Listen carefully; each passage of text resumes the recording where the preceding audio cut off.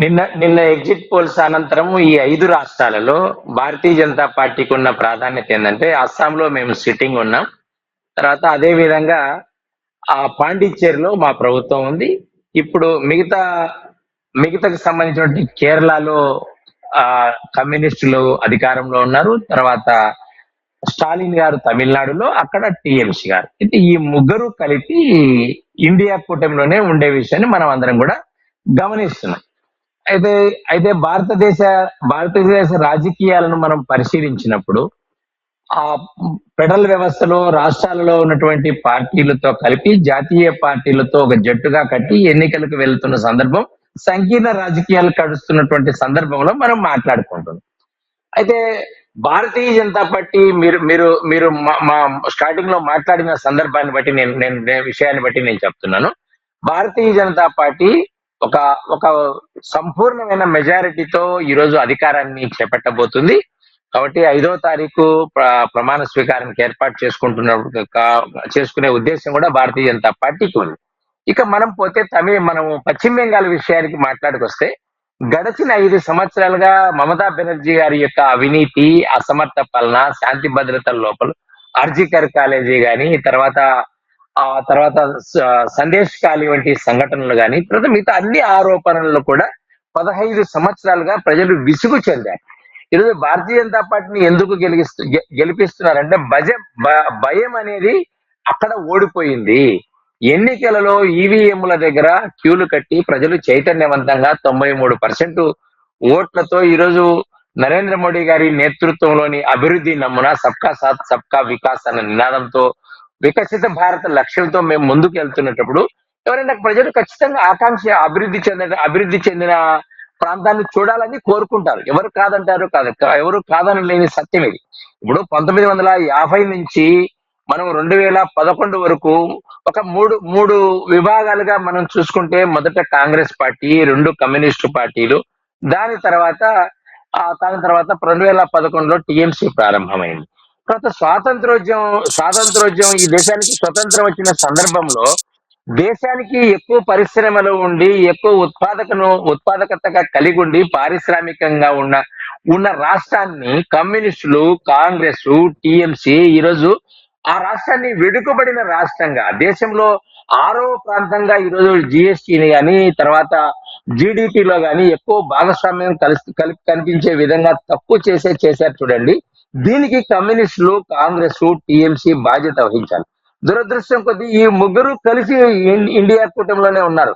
కాబట్టి ఈ రోజు దేశ రాజకీయాలను చూస్తున్న సందర్భంలో ఇండియా కూటమిలో ఉన్నటువంటి ఈ 3 పార్టీలు ఢిల్లీలోనేమో దోస్తీగా ఉంటున్నారు, గల్లీలో ఏమో ఫైట్ చేసేదాన్ని ప్రజలకు ఒక రకంగా మేము కూటమి అధికారంలోకి వస్తే మేము చేస్తామని జాతీయ స్థాయిలో చెప్తున్నారు. అదే కూటమి పశ్చిమ బెంగాల్లో కలిసి పోటీ చేయలేకున్నారు.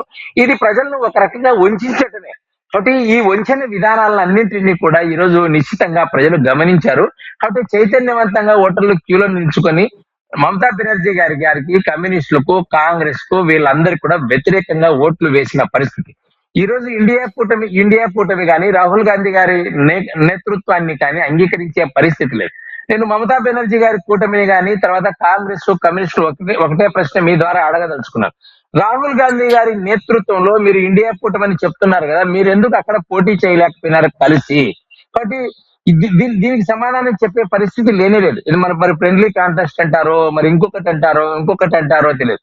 ఏ పథకాలు తీసుకున్నా కూడా, ప్రధానమంత్రి ఆయుష్మాన్ భారత్ పథకం అది 70 సంవత్సరాలు పైబడిన వారందరూ కూడా ఉచితంగా ఇచ్చేసాము. మిగతా వారందరూ కూడా 50 కోట్ల మందికి ఈ దేశంలో ఆయుష్మాన్ భారత్ కింద హెల్త్ 27,000 ఆసుపత్రుల్లో కవర్ అవుతుంది. దీన్ని ఎందుకు తిరస్కరించారో మమతా బెనర్జీ గారు ప్రజలకు ఒక సమాధానం చెప్పాలి. ఇవే కాకుండా విచ్చలవిడిగా మీరు ఏ పథకం తీసుకున్నా కూడా, అందులో గ్రామీణ అభివృద్ధి పథకాలు తీసుకున్నా, ఈ రోజు ఉపాధి కల్పన పథకం తీసుకున్నా కూడా దాన్ని రద్దు చేసినటువంటి పరిస్థితి సరిగా లేనటువంటిది.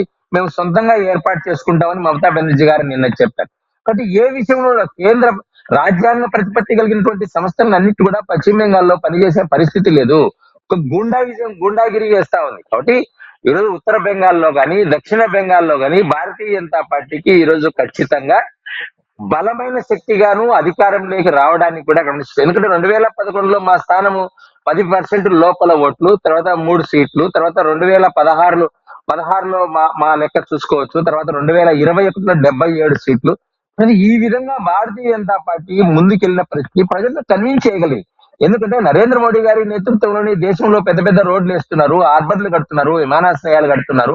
అటువంటి సౌకర్యాలు పేద ప్రజలైనటువంటి పశ్చిమ బెంగాల్లోని ప్రజలందరూ కూడా 10 కోట్ల ప్రజలందరికీ కూడా కనీస సౌకర్యాలు లేని అవకాశాన్ని ఈరోజు కమ్యూనిస్ట్ పార్టీలు గాని, కాంగ్రెస్ కానీ, టీఎంసీ గాని కల్పించారు. వాటి నుంచి బయటపడడానికి అభివృద్ధిని పోల్చుకుంటున్నారు. ఈ రోజు దగ్గర దగ్గర 60 లక్షల మంది 10 కోట్ల జనాభాలో ఈ రోజు 60 లక్షల మంది వేరే రాష్ట్రాల్లో పనిచేస్తున్నారు. దీనికి కమ్యూనిస్టులు గాని, కాంగ్రెస్ కానీ మిగతా వారందరూ కూడా సమాధానం చెప్పాలి. ఎందుకు రాష్ట్రం విడిచి ఉపాధికి వేరే రాష్ట్రాలకు ఎందుకు వెళ్లారు? ఆ రాష్ట్రంలో ఉపాధి లేదనే కదా. కాబట్టి పారిశ్రామికంగా ఒక గొప్పగా ఉన్నటువంటి రాష్ట్రాన్ని వాళ్ళు దివాలా తీసే పరిస్థితికి తీసుకొచ్చారు. ఎటువంటి అభివృద్ధి లేనే లేదు. కలకత్తాలో మెట్రోలో 16 మిలియన్ల మంది ప్రజలుంటే ఆ ప్రాంతంలో మెట్రో లేని పరిస్థితి. ఈరోజు లేని పరిస్థితి. అదే మీరు సౌత్ ఇండియాలో తీసుకుంటే కొచ్చిన్ లో కానీ, తర్వాత చెన్నైలో కానీ, బెంగళూరులో కానీ, తర్వాత ఇక్కడ కానీ, మన హైదరాబాద్ లో కానీ ఎంత చక్కగా మెట్రో వెళ్తుంది. ఆ ప్రాంతంలో మెట్రో రావాలంటే ఒక కేంద్ర ప్రభుత్వం ఒక యుద్ధమే చేసింది ఒక రకంగా. కాబట్టి కేంద్రం ఏది చెప్పినా కూడా మేము వ్యతిరేకించాలన్న నినాదంతో ఈ రోజు వారందరూ పనిచేశారు. కాబట్టి ప్రజలు ఈ విభజనవాదాన్ని ఢిల్లీలోనూ ఇక్కడున్న విషయాల్ని ఖచ్చితంగా సున్నితంగా వాళ్ళు గమనించారు కాబట్టే ఈ నిర్ణయానికి వచ్చారు. కాబట్టి ఈ రోజు అన్ని ఎగ్జిట్ పోల్లో ఈ రోజు 6 ఎగ్జిట్ పోల్లలో కూడా భారతీయ జనతా పార్టీకి స్పష్టమైన మెజారిటీ.